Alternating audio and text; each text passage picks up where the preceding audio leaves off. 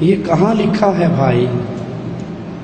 وہ ذرا سورت اور آیت نمبر ہمیں بھی بتا دو کہ قرآن میں لکھا ہو کہ اللہ کا ولی زندہ ہے۔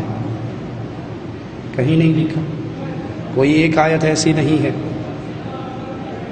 جو انسان مر جاتا ہے، وہ نبی ہو، وہ علی ہو، وہ ولی ہو، وہ اس قبر میں دفن ہو جاتا ہے، اس دنیا کے لحاظ سے اس کا رشتہ کٹ جاتا ہے، اس کی بیوی بیوہ ہو جاتی ہے، اس کا مال وراثت تقسیم ہو جاتا ہے،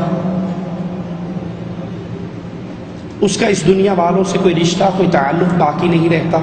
نہ دنیا والوں کو اس کی زندگی کا شعور ہوتا ہے، نہ اس کو دنیا والوں کی زندگی کا شعور ہوتا ہے۔ وہ اگلے جہان میں جا چکا ہے، اگر نیک ہے تو اس کی قبر جنت کا باغ بن چکی ہے، اور اگر برا ہے تو وہ قبر جہنم کا گڑھا بن چکی ہے۔ وہ آپ کے حالات کو نہیں سمجھتا، آپ اس کے حالات کو نہیں سمجھتے، اس دنیا کے لحاظ سے وہ چلا جاتا ہے۔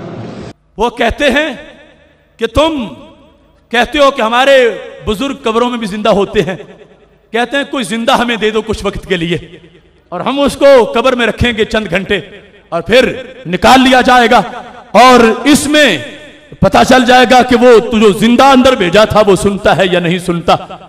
تو میں نے پچھلے سیمینار میں بھی اس چیز کی یہ وضاحت کی تھی کہ کچھ لوگوں نے دین کو سمجھا ہی نہیں، اور وہ یہ جانتے ہی نہیں کہ دنیا کے احکام اور ہیں اور برزخ کے احکام اور ہیں، ان کو اس سلسلہ میں خبر ہی نہیں۔ وہ اصل میں اس دنیا کے حالات کو سامنے رکھ کے دین کو سمجھنا چاہتے ہیں، جبکہ برزخ کے معاملے عقل پہ تولے ہی نہیں جا سکتے۔ ذرا توجہ کرنا، اب حدیث شریف میں ہے کہ جس وقت مومن قبر میں امتحان میں پاس ہو جاتا ہے تو اس کی قبر حد نظر تک کھول دی جاتی ہے۔ تو میں پوچھتا ہوں، اگر عقل کے ترازو پہ تولنا ہے تو قبر کے ساتھ قبر ملی ہوئی ہو، دونوں ہی امتحان میں پاس ہو جائیں، تو پھر دونوں کی حد نظر تک کیسے کھلے گی؟ ہزاروں ایک قبرستان میں ہیں، صالحین بھی ہیں، تو حد نظر تک قبر کیسے کھلے گی؟ تو شریعت کہے گی تمہاری جو سوچ ہے یہ دنیا والی ہے، شریعت برزخ کی باتیں بتا رہی ہے، تم چپ کرو، شریعت کو مانو، برزخ میں جاؤ گے تمہیں پتا چلے گا کہ قبر کیسے کھلتی ہے۔ اس واسطے میں اس طبقے کو بتا رہا ہوں کہ لوگوں کو گمراہ کرنے کے لیے تم ہمیشہ یہ صورت اختیار کرتے ہو کہ تم برزخ اور دنیا کو ایک ترازو میں تولتے ہو۔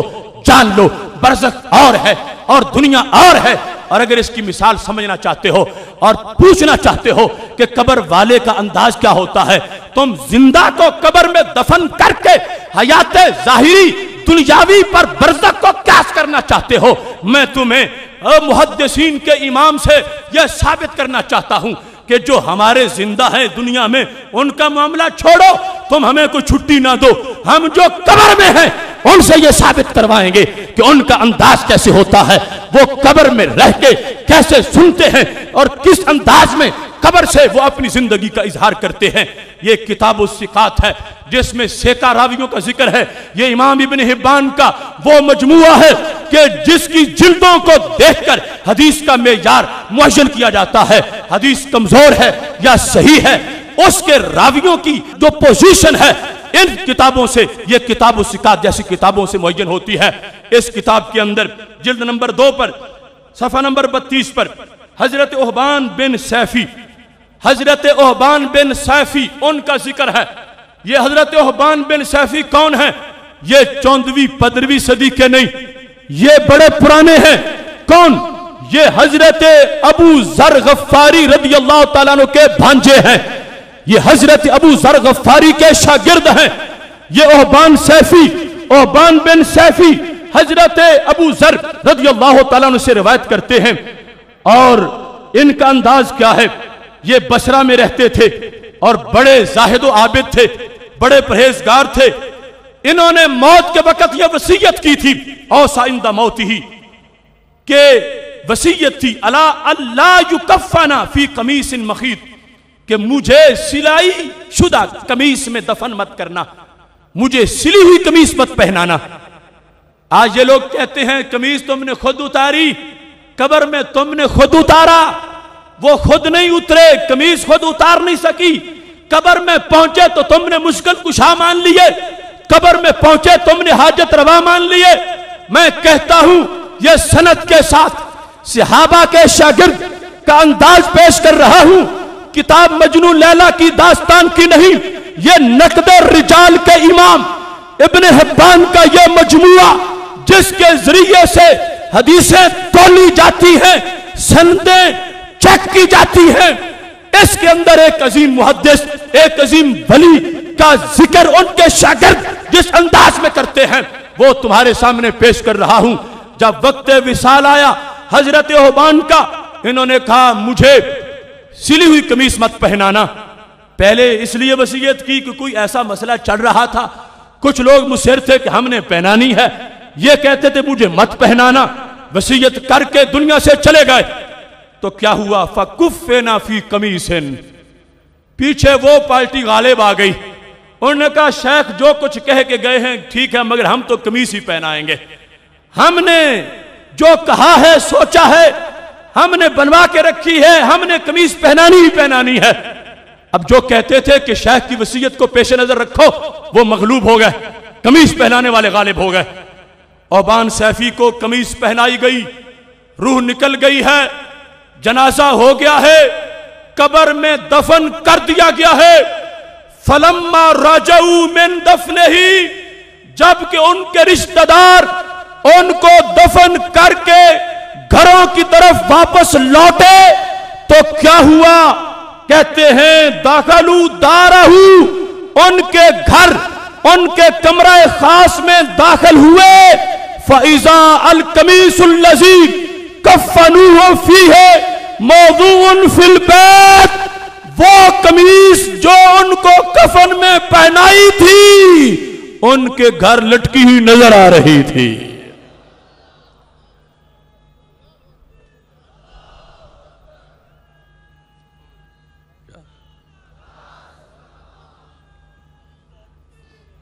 सफा नंबर 32, तर्जमा नंबर 205। ओबान सैफी, उनका वक्त विसाल, वसीयत यह है मुझे सिली हुई कमीज मत पहनाना। रूह निकली तो किसी ने पहना दी। मैं पूछता हूं उन लोगों से जो कहते हैं जिंदा दो कोई अपना बाबा, हम रखते हैं कब्र में 6 घंटे फिर तुम्हें वापस कर देंगे। मैं कहता हूं मेरे फौतशुदा बाबा का मुकाबला कौन करेगा, जिनको कमीज जिंदगी के खत्म होने के बाद पहनाई गई। मर्जी नहीं थी कि मुझे कमीज सिली हुई पहनाई जाए, वो पहना के दफन किया, कब्र बंद हो गई। मैं पूछता हूं कमीज निकाल के कौन लाया था, कमीज को घर में किसने लटकाया था, कमीज वापस दफन करने वालों से पहले कैसे पहुंची थी।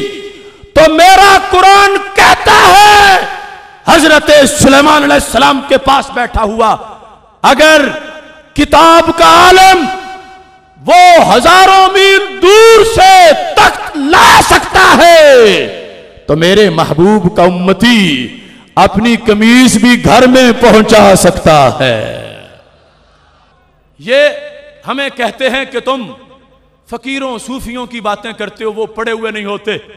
मैंने कहा तुम्हें इनकी पढ़ाई की खबर नहीं।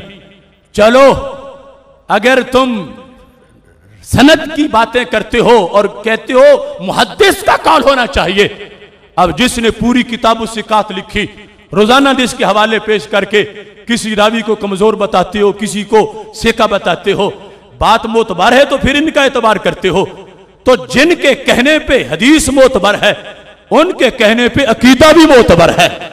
ये सहाबी का शागिर्द, ये ताबी, एक वली दुनिया से चले गए और कमीज उनके बदन पर जो थी कब्र बंद है, फिर भी वो कमीज उतर गई, उनकी उस तसर्रुफ से वापस घर पहुंची और कहते हैं रओ हो बैन ही वो आरफू हो, कहते हैं लोगों ने देखा अपनी आंखों से और पहचाना ये तो वही है जो हमने पहना के दफन किया। पहचान गए कि ये दूसरी कमीज किसी ने नहीं लटकाई, वही जो पहना के भेजा था। इस वास्ते ये चीज हम अगर اگرچہ آج کے احوال سے، قریب کے زمانے سے یہ ساری چیزیں ثابت کر سکتے ہیں. اگر دیکھنا ہو تو شرک پور شریف کو دیکھ لو. حضرت میاں شیر محمد شرک پوری رحمت اللہ علیہ، شیر ربانی سے کوئی وہابی جھگڑا کر رہا تھا حیات انبیاء علیہ السلام کے بارے میں کہ وہ قبر میں زندہ نہیں ہوتے. آپ نے فرمایا وہ تو شان ہی بڑی رکھتے ہیں، تو ان کے غلاموں کی شان نہیں سمجھتا کہ مرتبہ کیا ہوتا ہے. تو وہ کہنے لگا مجھے دلیل دو. میاں صاحب نے کہا جس دن میری روح نکلے گی اس دن جب جنازہ تیار ہوگا، پہلی صف میں جو دائیں طرف آ کے جنازہ پڑے گا وہ تجھے دلیل دے دے گا. میاں صاحب کا وصال ہو گیا، جنازہ تیار ہو گیا، صفیں بن گئی. یہ منکر انتظار میں تھا کہ پہلی صف میں دائیں طرف کون کھڑا ہوتا ہے. اتنے میں ایک سر لپیٹے ہوئے شخص بھی آ گیا، جنازے میں شریک ہو گیا.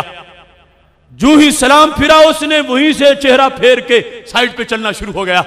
یہ پیچھے دوڑا کہ میاں صاحب نے وعدہ کیا تھا ایک مسئلے کا کہ جو ادھر سے آ کے جنازہ پڑے گا وہ جواب دے گا، تم جواب دے کے جاؤ. میاں صاحب دنیا سے چلے گئے، جواب تم نے دینا ہے، تم جلدی نکل رہے ہو، ٹھہرو، مجھے جواب دو. وہ شخص چلتا گیا آگے جا کے وہ شرک پور شریف کے باہر جب ایک نالا آ جاتا ہے، یہ دوڑ کے موڑنا چاہتا تھا کہ رکو جواب دو. وہاں پلٹ کے اس شخص نے دیکھا تو چہرہ شیر ربانی کا تھا.